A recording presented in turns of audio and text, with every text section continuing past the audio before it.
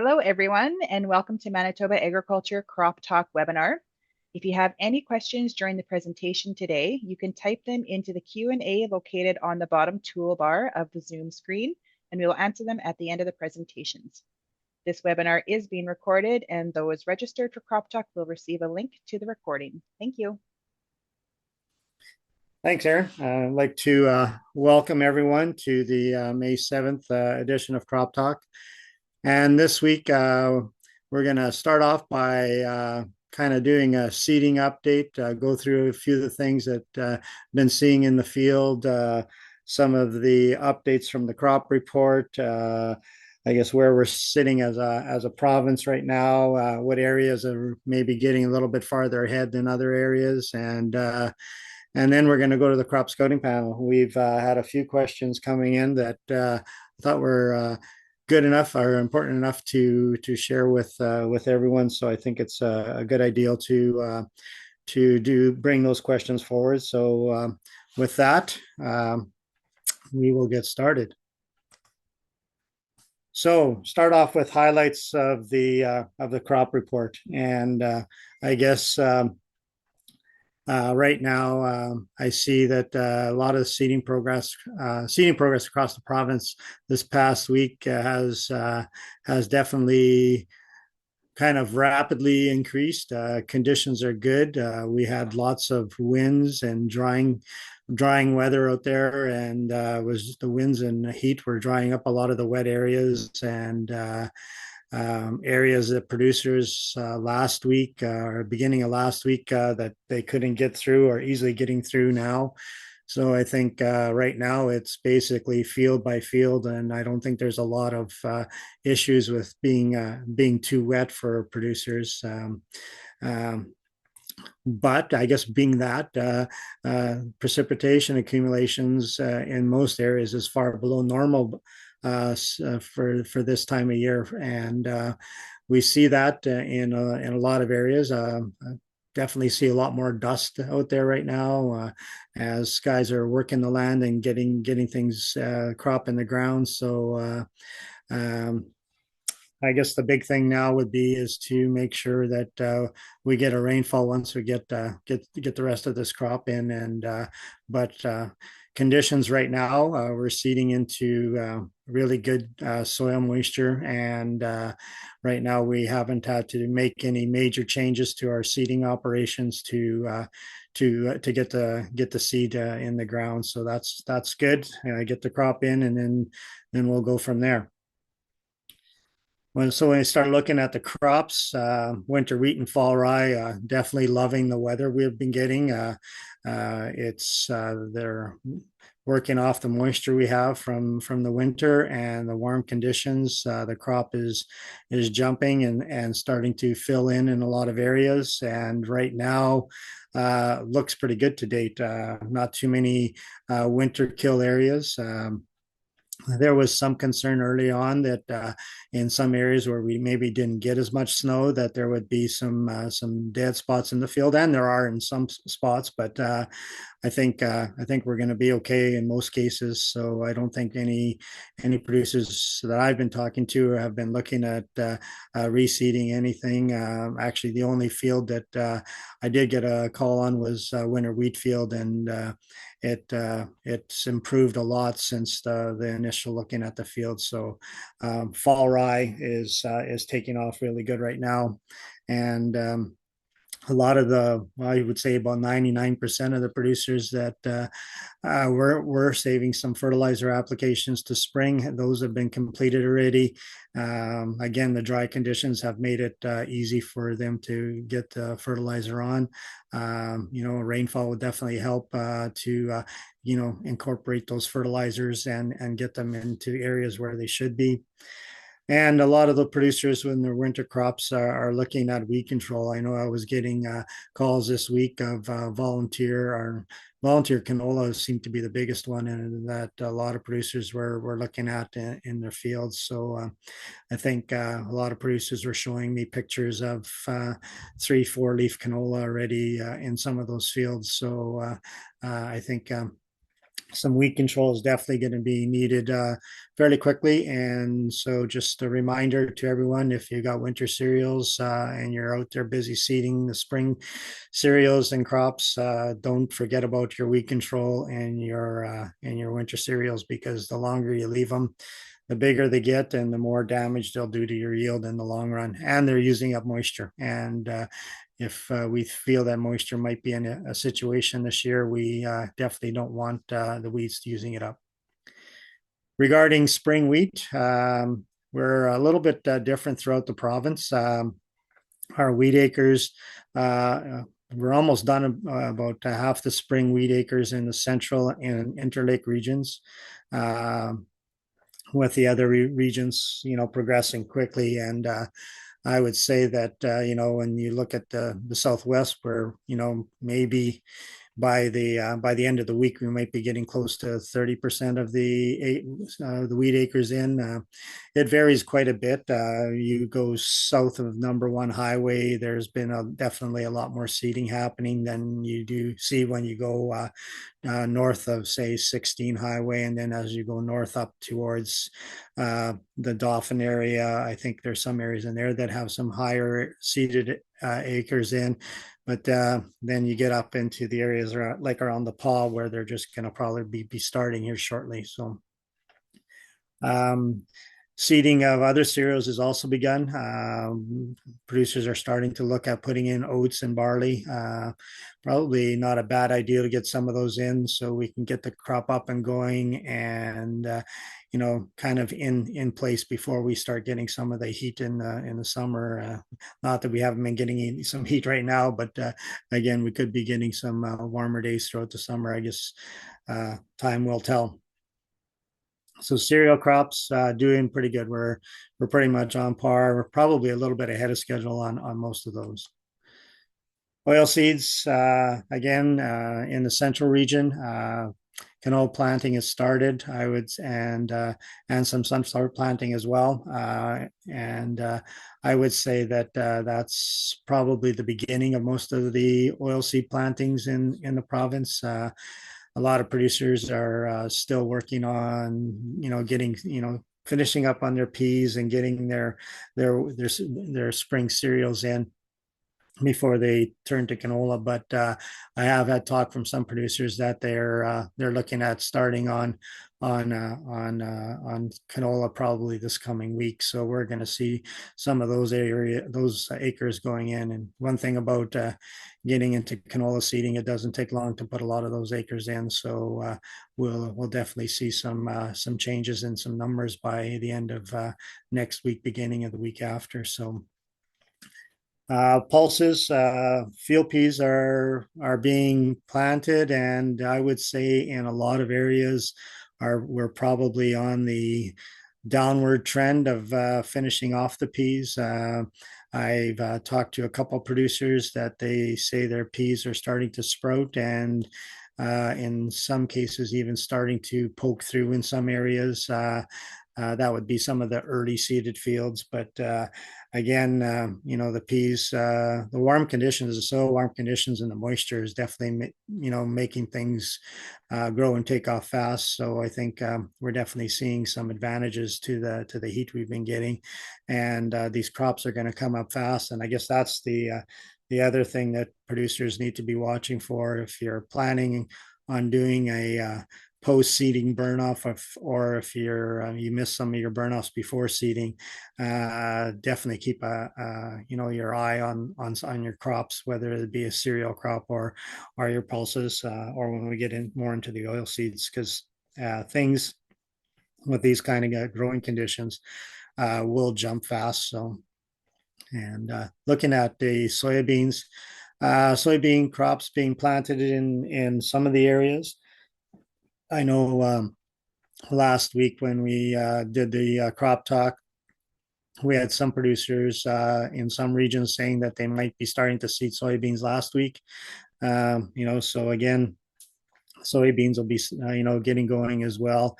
I think every year we seem to be starting a little earlier and a little earlier. And I think I'll have Dennis on a little bit later to maybe give us a few pointers on that as well.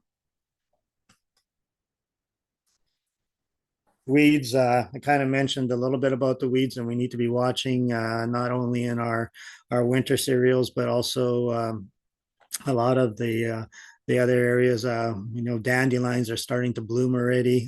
So if you've got some winter annuals that are out there, definitely keep an eye on them, especially if you're going to be doing a burn off. Definitely need to be keeping an eye out on them because crop is going to come up fast. And so basically, the sprayer needs to be following the drill or ahead of the drill when you're getting out there. I guess one of the things I just wanted to mention too is that as we get into the into planting here, and today's not going to be as bad, but tomorrow they're talking for high winds again.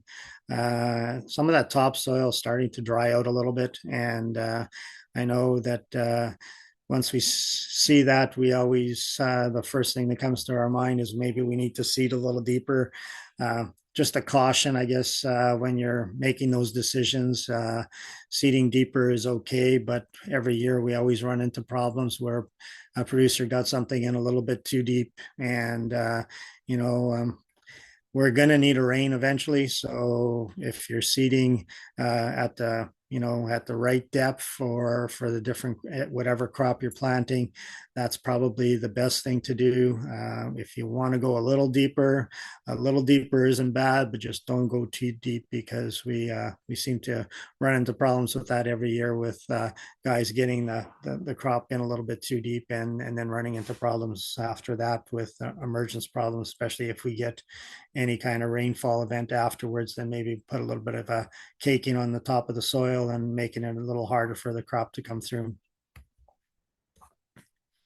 So where do we sit right now? Well, as of May the 6th, which it was yesterday, we were right around that 8% of seeded for the province, which is higher than last year. Last year at this time, we were about 4%, and our 5-year average is 6%. So, as I mentioned last week, I thought we'd be taking a jump, and we definitely did. And I think as we go into next week's report, we're definitely going to see some higher numbers in there as well, especially when you look at the long range forecast. I think there's not going to be a lot of issues that may take producers out of the field. I think so. The potential for getting the crop in a good, timely fashion this year is definitely there. When you look at crop yield responses to seeding date, the only crop we're starting to play with right now is, the first week of May. Between the first and second week of May, we're looking at peas starting to drop off a little under that 100%. But when you look at all the other crops, we're good till the second week of May, where at that time, we might start seeing some drops in some of the other crops, but I think we're good to the almost the middle of the second week of May before we can start seeing some response to yield start to go down because of our seeding date. So again, right now we're in a good position, which is nice to see, and I think we're going to take advantage of that. Thought this would be an important one to put up because there's always a concern about getting the crop in and then the crop starting to come up, and with good growing conditions the crop is going to come up fast. And just to kind of show kind of the average dates of our last spring frosts, and when you look at the province wide, probably majority of the province, you're looking at that May 16th to May the 19th, where is kind of going to take us out of that area where we still might get some spring frosts. And so again, when it comes to some of the more sensitive crops, we just need to keep our a little bit of a caution, I guess, is we don't want to go go too crazy, because the last thing we need to be looking at is reseeding. And the way the temperatures have been fluctuating, we're definitely not out of the woods for frost happening. I know this morning, up where I am, it was -5 this morning or through the night. And when nights at -5, and if you've got a crop that's up, it's probably not going to be great for the crop, and especially the more sensitive crops. So conditions are good right now, but we are getting -5 last night, and then they're talking tomorrow or even today maybe a high of 27, and tomorrow 30. It's just bouncing up and down. And we that happened again the last time we did get a +30-degree day. When 2 days later we were -5, -6. So keep that in the back of your mind. We don't need to be doing a lot of reseeding, especially if conditions for seeding is good. We could maybe wait a bit on some of the stuff as well. So just a caution there. This slide kind of shows us the soil temperatures for germination, and I think we've blown a lot of these out of the water already, and it's good to see. I don't think there's any crop that we plant that wouldn't have the right soil moisture or soil temperature to help promote germination. So I definitely think we're good there. So we're good to go with all the crops that we're growing. And put this up just to kind of emphasize what I was talking about, the temperatures increasing and good seeding conditions for the next little while. You're looking at, anywhere from 21 today to 34 on Sunday, which definitely is going to make for drying of the soil. So definitely, try to reduce the amount of tillage you have to do, because any of that kind of work is going to dry out the land more. And as we've all been hearing on the news, burning, if you're thinking about burning, definitely be checking with your RMs to see if you're able to burn. And really, in my opinion, if you're thinking of burning, I would rethink that one, because there's really got to be some special issue or special case where you need to be doing some burning right now. And I still see some fires going, probably more of them at night than anything, but burning also dries out the soil and definitely gives more loss of organic matter, and more organic matter on the soil surface is going to help keep that moisture in. So definitely keep an eye out there, or take a second thought if you're still thinking of burning. So that's kind of my update for right now. I did mention at the beginning that we have quite a few questions that have come in over the past week, and I thought it'd be good to involve the entire panel this week, as questions are for all of them that have come in. So going to start with our panel, and I guess with first question is going to go to John Gavlosky. I had a crop scout send me this picture. It looks like from the seat of his truck. Volunteer wheat on canola stubble. It looks like it overwinter. Producer was planning on seeding to wheat and was wondering about wheat streak mosaic. And I thought this would be a good opportunity for John to maybe give us a little bit of an update on wheat streak, how it kind of affects, what causes it, and kind of how we can work around it. So, John? Yeah, so wheat streak mosaic is caused by a mite called the wheat curl mite. It's a small microscopic mite. You won't see it if you're just looking on plants trying to find them. You won't see them. They're microscopic. If there's one thing you want to remember about wheat curl mites, is they need to be living on a live host pretty much permanently. And their hosts are grassy plants, and not all grassy plants. Many of our cereals and some grassy weeds are the host plants. they can only survive a very short period of time off of a live grassy plant. And in fact, some studies at certain temperatures, they didn't even survive a day off of a live grassy plant. And certainly after a few days, most would be dead. So if you're concerned about wheat streak mosaic, the trick is to make sure you break what we call the green bridge. Make sure that there's a period of time, at least a few days, where there are no live green grassy plants in the field.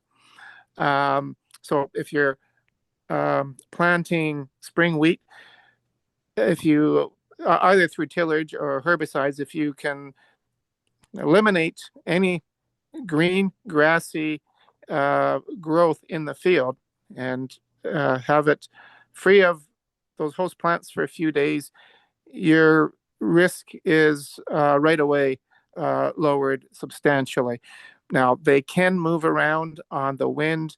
In fact, what happens late in the summer, when the crops start maturing a bit, they will climb to the top of the plants and use the wind. The wind will catch them and they can blow to nearby plants. But right now, the secret is just break that green bridge, and you'll reduce your risk. So that's really the only thing you can do. There are no insecticides or products that you can use later on. They call them wheat curl mite because when they feed, the leaves will start to curl, and that protects them. So you can't do a rescue treatment. Breaking the green bridge is really what you need to focus on. Okay, and I guess the second part to this question was how far can they spread as patches, as the volunteer wheat is in patches or streaking in the field? Can they move out very far from there, or? They really can't move far on their own. Again, they're tiny mite, and maybe from plant to plant, but they wouldn't really go that far of a distance. Again, they can move on the winds, and I don't have an exact distance for you because, again, it's tricky to predict, especially if you get some strong winds. They're less likely to be moving on winds, though, earlier in the season when there's a lot of green lush plant growth. They'll be on those green leaves. Again, the leaves may start to curl, protect them a bit, and they're not moving as much on the wind. Later in the season, though, again, when they're trying to escape plants that are drying down, that's when they will purposely position themselves so they can be caught and moved on those winds. Okay, good. Thanks, John. We'll have some more questions for you a little bit later here. Okay. Another call from a producer that's growing a fairly large acreage of fall rye this year, and he was concerned about ergot, and he was wanting to know if there's anything he can do at this time of year to help reduce the amount of ergot in the that may happen. He's also wondering if there's part of the question is he was wondering if other crops can like the volunteer canola in the picture can help the spread of ergot. So I thought I'd get Anne to answer this question. So Anne, if you could take it away. Sure. So yeah, rye is definitely the most susceptible cereal crop for ergot just due to a longer flowering period and how open their flowers are. So the longer your flowers are open, the more risk you have of ergot coming in. So ergot will overwinter in the soil or in stored grains. So the number one key would be it overwinters for about 1 year. So you do want to make sure you have about a 1 year break, at least a 1 year break between susceptible crops, so other cereal crops, to reduce your risk of ergot. Ergot also does overwinter. So in the spring, it starts to germinate and typically will infect like ditch grasses or grasses on headlands first, because those do tend to flower first. So those headland or ditch grasses are a really good source of inoculum. So if those get infected with ergot, it kind of produces like a honeydew that can travel by wind or rain splash and infect open grain. So often that infection will travel from the outside of the field in. So doing things like mowing your ditch grass and making sure that it doesn't have flowers to have ergot to then transfer to the field is important. Um, but really, the conditions that favor ergot are really cool, damp weather in the late spring and summer. So it both favors ergot germination and also makes for a longer flowering period in cereals and grasses. So the longer the flowering period, the more risk you have of ergot, and that cool, damp weather really promotes that. Right now, we haven't seemed to this isn't a problem thus far, but that can obviously change very quickly. So just if you do have ergot in your field, it's the biggest risk would be at the edges of fields, just due to, moving in from field margins. So if there isn't a big issue with ergot, you could combine the edge of the field separately, if you're worried that you'd be over threshold, or, wait for some of that ergot to shatter out a bit before combining it. If you do have ergot in your field, if it's kind of like evenly distributed through the field and not just on the field edges, then the source of the ergot contamination was, likely contaminated seed or sclerotia from a previously infected crop. So yeah, the key things are good crop rotations, managing headland grasses, and just the environmental conditions at the time of flowering.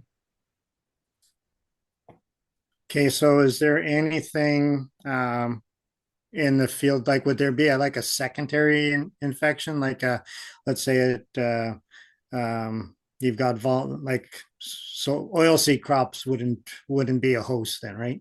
No, they wouldn't be a host. So secondary infections are definitely a big issue, and that happens with the headland grasses. So once they do get infected with ergot, that honeydew can keep infecting crops over and over again. So if there is a really high risk, and if we do have cool, wet weather during flowering, ergot does tend to move in from the outside of fields and can keep infecting the rye plants within the field, but it wouldn't be an issue with crops that are not grasses.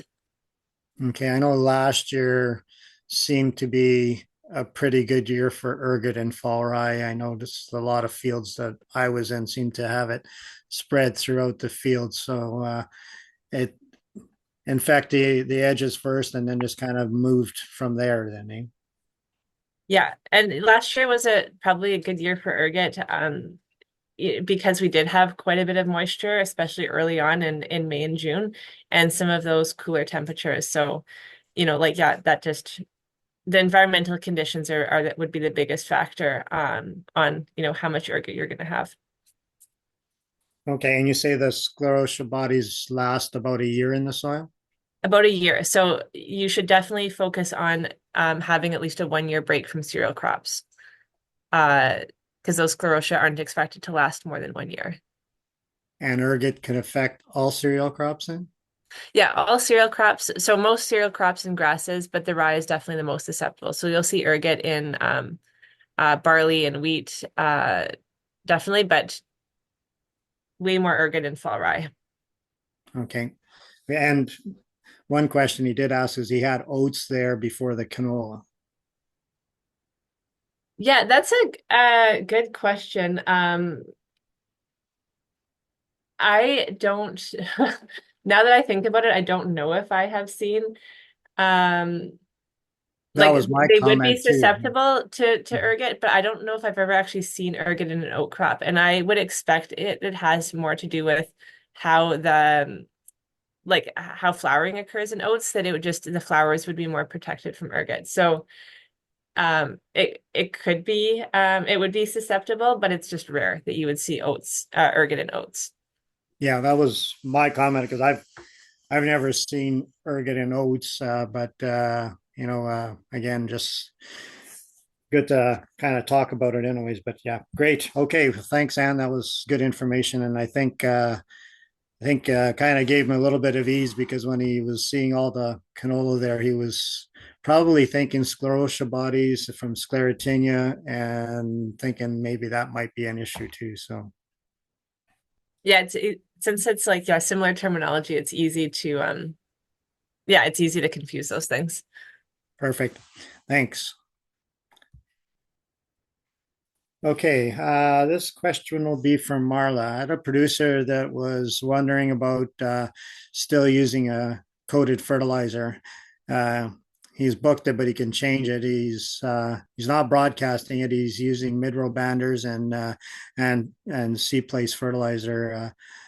He thought, I guess, just thinking ahead, thinking that it's getting a little on the drier side, and he was just wondering about reducing some of his costs. And he was also wondering, what it takes for that fertilizer to break down, like the coating to break down to make the fertilizer usable. And so I just thought it'd be good maybe if Marla, you can maybe make a few comments on that.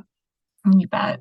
So it's going to depend on whether or not you're like what kind of coating or inhibitor is being used on that fertilizer. So if it was a coated fertilizer like the polymer coated, like an ESN type of fertilizer, then that coating stays all the time. In that case, moisture is really important to allow the water to kind of leak in or leach into that coating and allow the urea to leach back out again.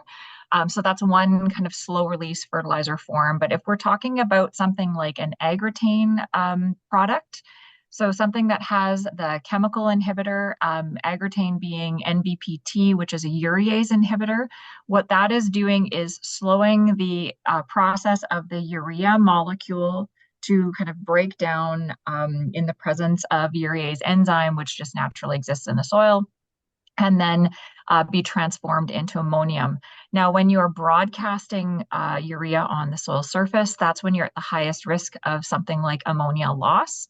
And that's when having an NBPT type of inhibitor, like an agrotane type product or something with an NBPT in it, to slow down that potential for volatilization losses. And that's going to happen when you have, warmer, drier weather. It's a higher risk time.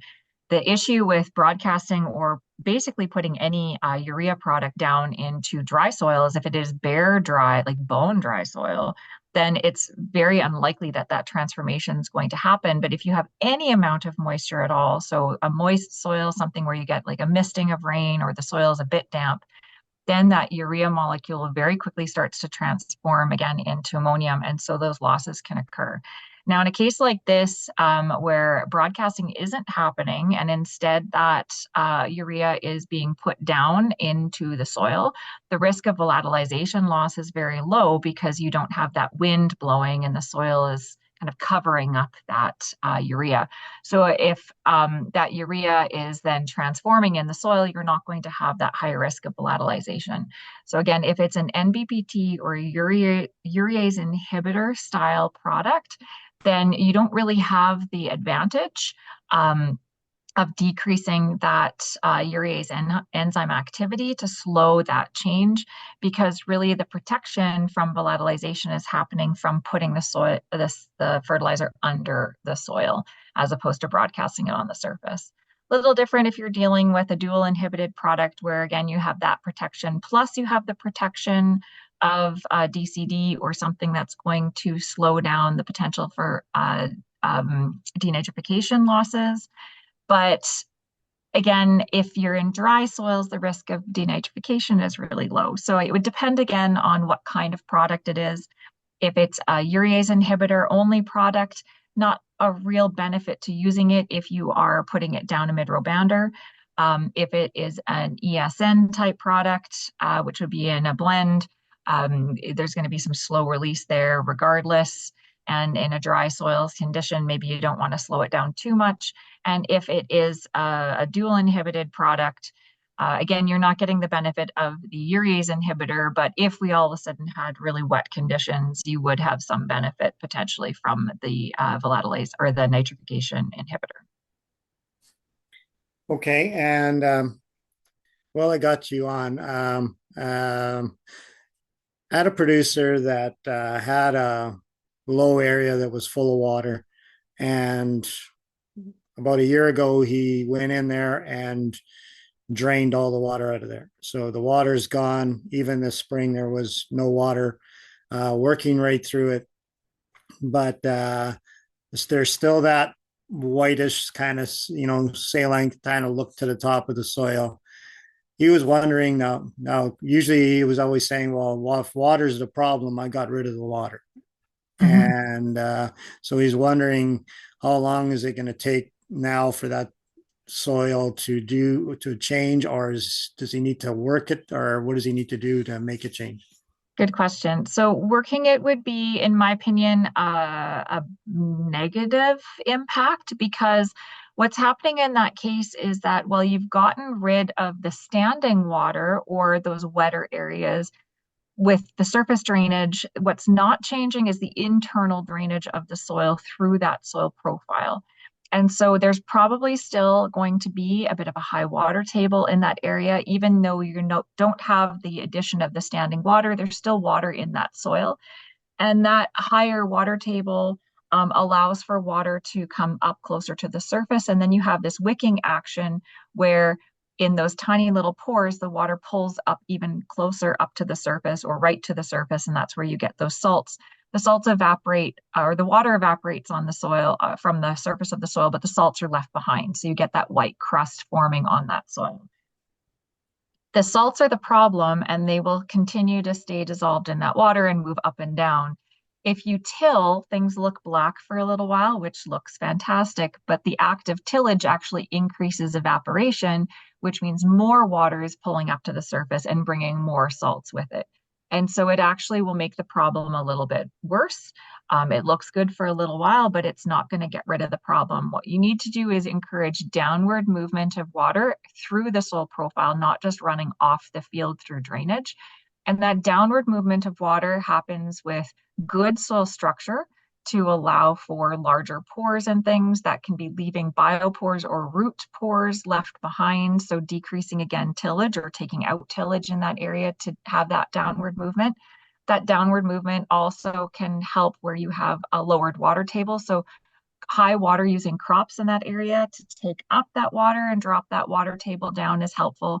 The issue quite often when we talk about salinity management is when we see a patch like that and we want to fix it in the moment when it's bad. One of the best ways to do that again is putting something that's going to use up a lot of water. So an alfalfa or something like that can be really helpful.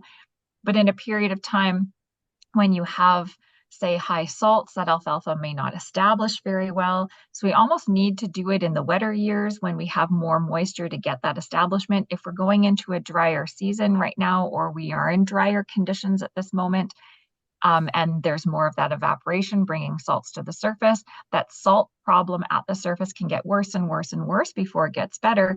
And it's harder to get a small seedling or an alfalfa kind of crop established in that case. So really decreasing tillage, increasing water use by a crop, whatever crop that's going to be the key to try to fix that system or to kind of help that spot.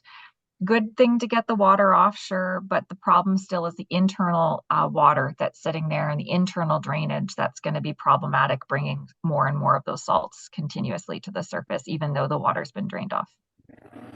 One of the things we talked about was after the crop, it takes the crop off this year, go back in and seed something else right away. Yep. And that would just have something continually growing. Yeah, so cover crops have been shown. NDSU has done a lot of work as well, colleagues there looking at cover crops. So cover crops can be really helpful in those spaces too, again, because then you've got something continuously growing. So if a forage doesn't work, target seeding, let's say, cover crop in those regions. It doesn't necessarily have to be across the entire field, but getting into those spots or in the area kind of surrounding those spots, you have lots of water uptake, not just in the low spot, but in the kind of the space around. All of that helps to kind of suck down and use up some of that water in that low area. So that can be very helpful.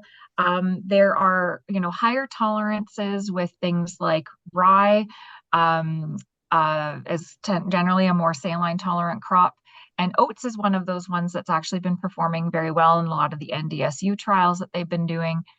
So, getting something that has a high tolerance to salt for an annual or, an overwintering cover crop, even putting in a fall rye, which, yes, we have to make sure that we can control early enough the next year so that you can get in and seed something else, but can be very helpful because not only does it take up water in the fall, but it's going to take up some water in the spring too.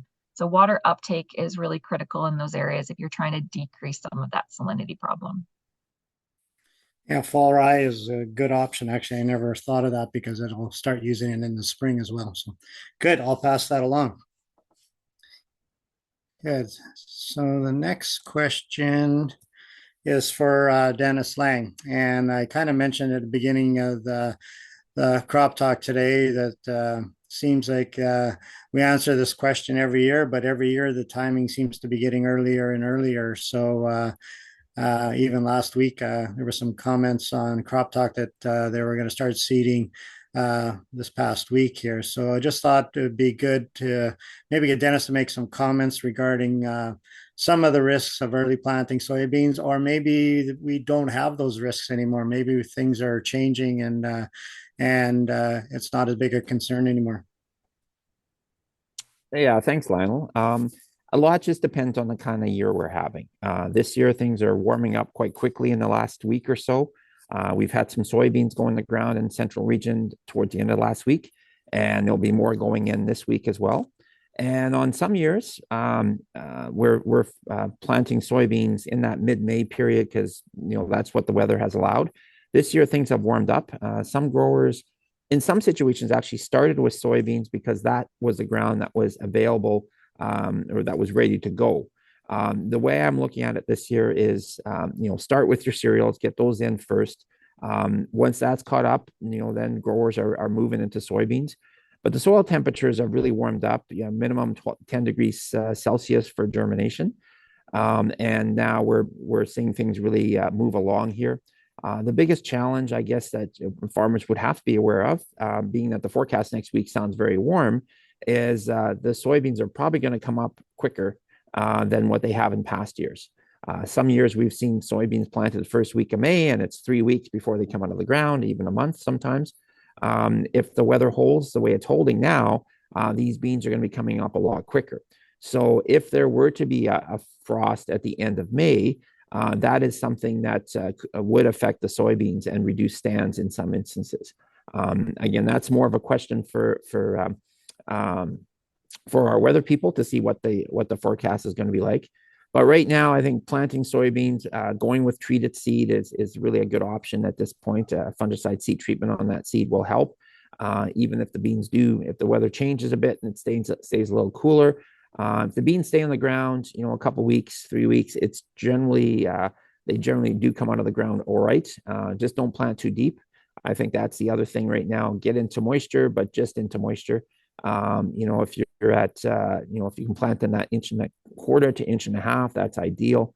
But right now, based on the weather that we're seeing and the forecast over the next couple of weeks sounds quite warm. I can see growers continue to move into soybeans. And I've even heard a number of growers, planting their soybeans first and then going into the canola a little bit later. That's some of the comments that I've been hearing and talking to producers about. But right now, I don't have a problem with growers planting soybeans, considering how warm the soils have been over the last few days here, and the forecast looks really good. So I think we're good. And again, just the spring frost in late May would be the only thing I would have a consideration for right now. The one question I did get about this is, does the up and downs of the temperature affect the inoculant at all? Not really at this point. No, it's more if we had the rainfall seems to affect inoculants, like the liquid forms of inoculant. But if you're using a granular inoculant, it wouldn't really affect it too much at this point in time. Soybeans are pretty resilient. We've over the years I've seen soybeans in the ground for almost a month before they start popping up. Don't like to see that, but I have seen it, and things make out okay.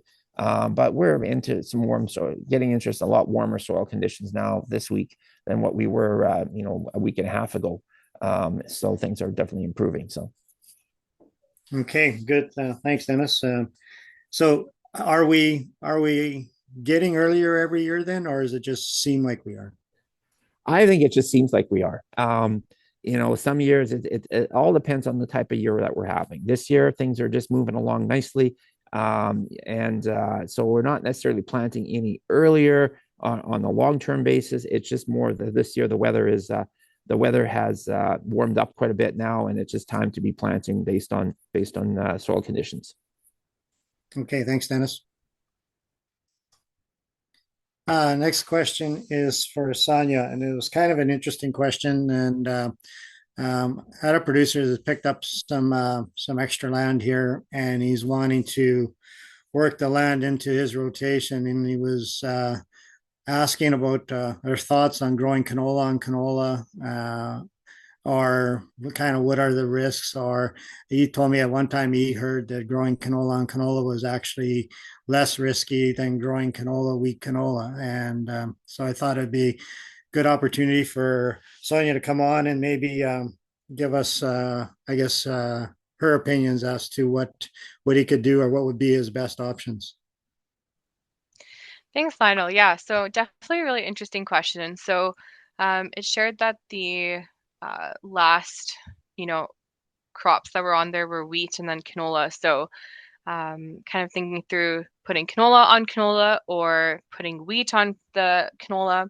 And also I heard, I think the third was also potentially flax. So if we take a look and we go through first canola on canola, there's a couple of things that I think would definitely this would not be the recommended way to go. I think definitely the choice of putting wheat on canola would be better.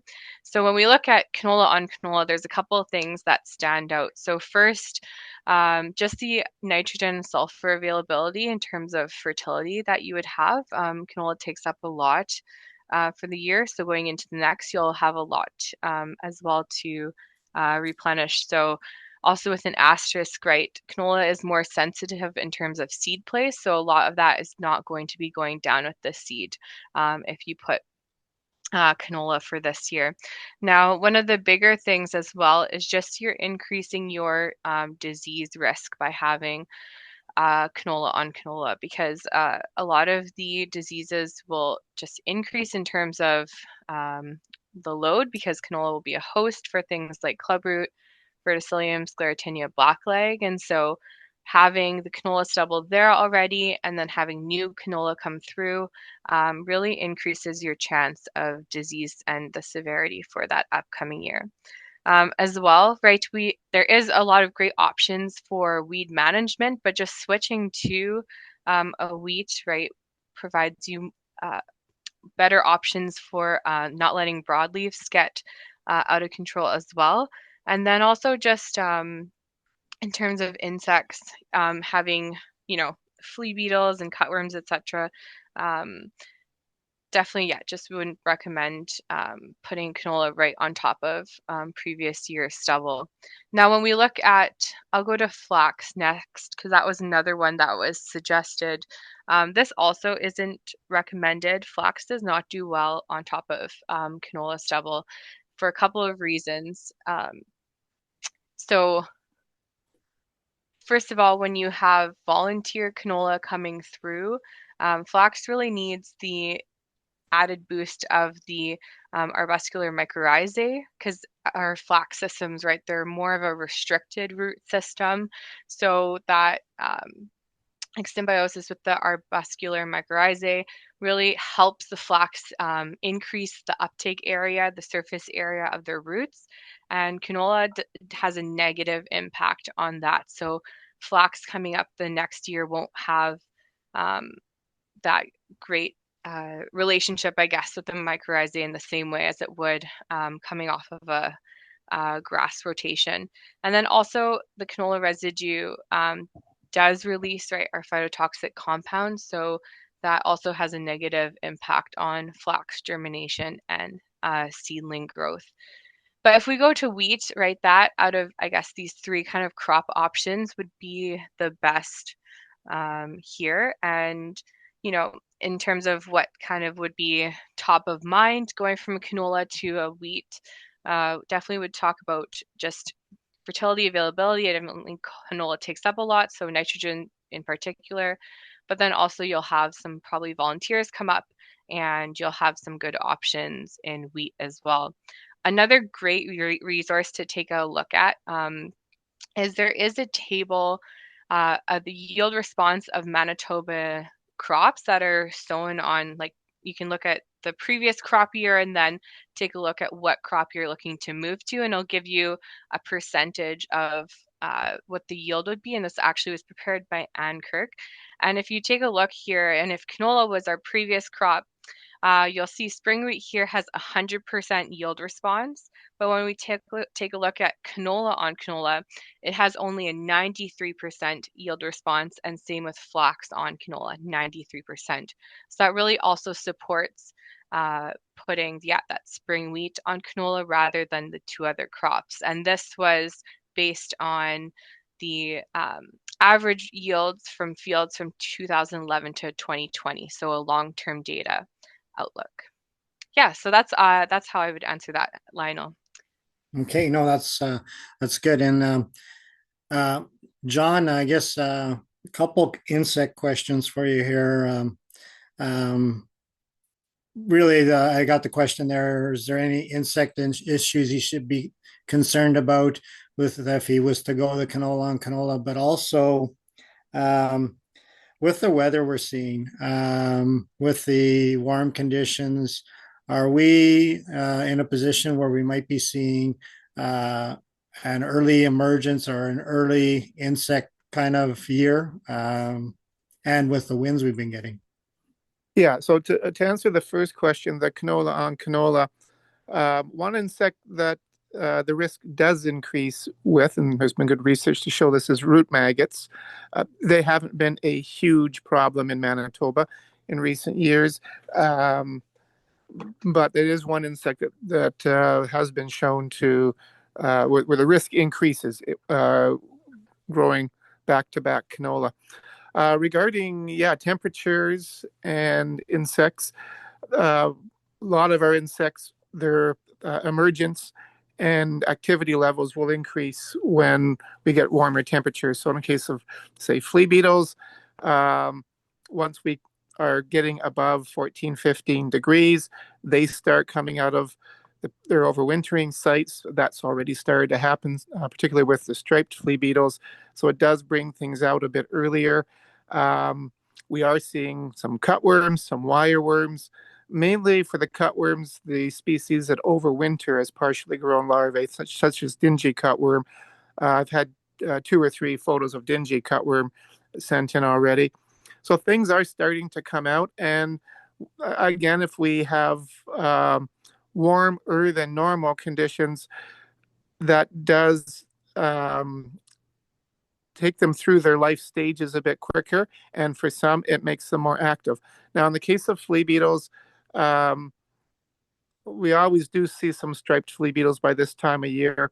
The levels might be a little bit greater than normal as far as the amount that have come out of overwintering. If we keep getting some of these warmer temperatures, again, they may emerge a little quicker.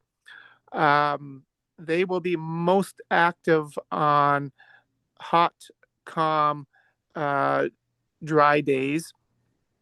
They don't like a lot of wind. That reduces their activity levels a bit. And one thing I always caution canola growers on, your seed treatments, I would bank on 3 weeks, possibly 4 weeks for some of the higher end products. After 4 weeks from the date of seeding, you need to be watching things really carefully. So if we get conditions that impede the germination and growth, if things get very dry and we're not seeing the germination happening quickly and things are sitting in small stages, that's going to increase the risk of flea beetles. So that's something to watch out for. Hopefully we get good conditions to get that quick germination and quick early growth. Okay, John, so if we get more flea beetles coming out early, and they start affecting canola plants just as they're coming through the ground, is there still a risk there if we get too much feeding on a small plant that we might still need to be doing some spraying? Or it depends on the population, and we have seen instances in the past where the populations were just so high that even under 3 weeks people were spraying, because as you mentioned, the populations were just so high that you had large numbers of flea beetles feeding on just emerged plants. and they do have to take that bite or two for the insecticides to kill them. If you have enough taking a bite or two on plants that really don't have any true leaves yet, that still can be uh, significant. So do keep an eye on things. I mentioned the 3 to 4 weeks. That's when the seed treatments will start wearing out and your risk level goes way up. But even prior to that, it is good to be keeping an eye on what's happening in the field if you have the time. Okay, and just one more question for you, John. What about grasshoppers? Are they going to be coming out earlier? The short answer is yes. Warmer temperatures will increase the emergence of our pest species of grasshoppers. A little side note here, though. Aside from the 4 species we call our pest species, there are some non-pest species that emerge a lot earlier than the pest species, and some that overwinter as partially grown nymphs, which are already out. So if you say you're out in a pasture or a field edge and you see the odd grasshopper that looks almost half grown already, that this time of year that'll be one of the non-pest species. Don't let that freak you out. That wow, they're out in there halfway grown already. That those will be the non-pest ones. The pest species in a warmer spring often will start emerging in that mid to usually it's closer to late May when we see the pest species emerging in a warmer spring. Cooler spring, it could be even into that first week in June when emergence starts. As a good guideline, someone actually did a study one time on this is all degree day based, but when the lilacs start to flower, it takes roughly the same amount of degree days as the egg hatch for most of our pest species. So when the lilacs start flowering, grasshopper egg hatch will probably be either just starting or right around the corner. Oh, that's a good thing to watch for. Thanks, John. Yep. Okay. Kim, are you on? I wasn't sure. I just got this picture sent to me and I've seen it before, and I just couldn't remember the name. Yeah. That is, yeah, I am on it. Hopefully you can hear me. And that is pygmy flower, which is very Right. similar to yellow whitlow grass. There's 2 weeds that we see lots of this time of year, and they're very, very, very small. Yellow whitlow grass is actually in the canola family. This pygmy flower is sometimes called fairy candelabra. It's a totally different family. They're really tiny little weeds. They can cover the ground. Then it does look a little scary because all of a sudden your ground is just covered in these green weeds. But they have extremely short life cycles, and they're very small plants, and they're going to be gone right away. If you are doing a burn off, I'm sure they may disappear, but they're already they have such a short life cycle. They're grown and gone, and so they're really not worth trying to control because they're just gone so quickly, and they really are not going to affect yield. They're not going to do much, but I know people do get alarmed when all of a sudden you see a carpet of these things out there. But they never get any bigger than, well, I guess I've maybe seen them 4 or 6 inches tall, completely wrong, or sorry, completely grown, but they're just tiny little plants and they're going to go away very quickly. So it's nothing to worry about. Okay, that's right. I was thinking Yeah. yellow whitlow grass, but I didn't think I was right. But the Yeah, pygmy yeah. one I heard before. Very similar. Yeah. Yeah, good. Thanks, Kim. Thanks. Oh, okay. And then John, this one was sent to me. Guy was digging around for looking for soil depth. Do you think that would be grasshopper eggs that he broke apart? Okay, one sec here. I'm just zooming in on this a little bit here.